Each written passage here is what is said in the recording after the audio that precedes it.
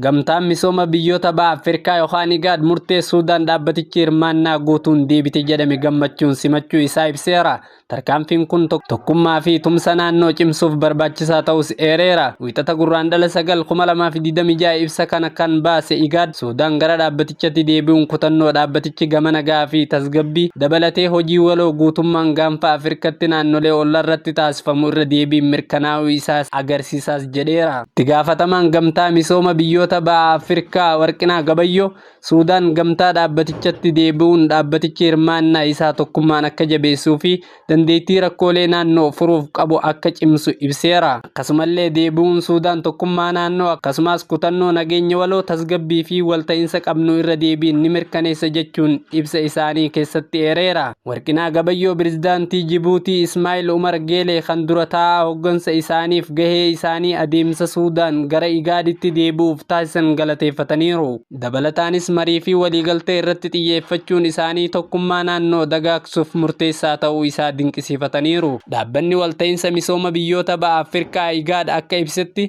rakkoolee itti fufinsaan yeroo ammaa Suudaan keessatti adeemsifamaa jiru karaa nagaatiin furuuf akkasumas tasgabbii fi badhaadhina uummata Suudaaniif naannoo mirkaneessuuf Suudaan waliin itti dhiyeenyatti hojjechuuf IGAD qophii ta'uu ifoomseera. Suudaan walakkeessa baatii amajjii bara 2024 irraa eegalee hirmaannaa IGAD keessatti qabdu kan dhabde yoo ta'u kunis waldhabdee keessoo dhaabbatichi kun afeere mormuun isheen yaadatama. Ministeerri dhimma alaa Suudaan akka jedhetti IGAD dursee osoo Suudaan hin mari'achiisin walgahii amajjii 18 bara 2024 Kaampaalaa Yugaandatti gaggeeffame irratti hoogganaa garee finciltootaa kan kaartuma abbaa biyyummaa ishee cabsuudhaan himatame afeereera. Kana hordofee Suudaan walgahii Kaampaalaa sana hirmaachuu diduu ibseera. Sababni ibsi xumura walgahichaa immoo jechoota olaantummaa biyyattii xiqqeessanii fi maatii miidhamtootaa kan yakkisu kanneessaa irratti raawwatame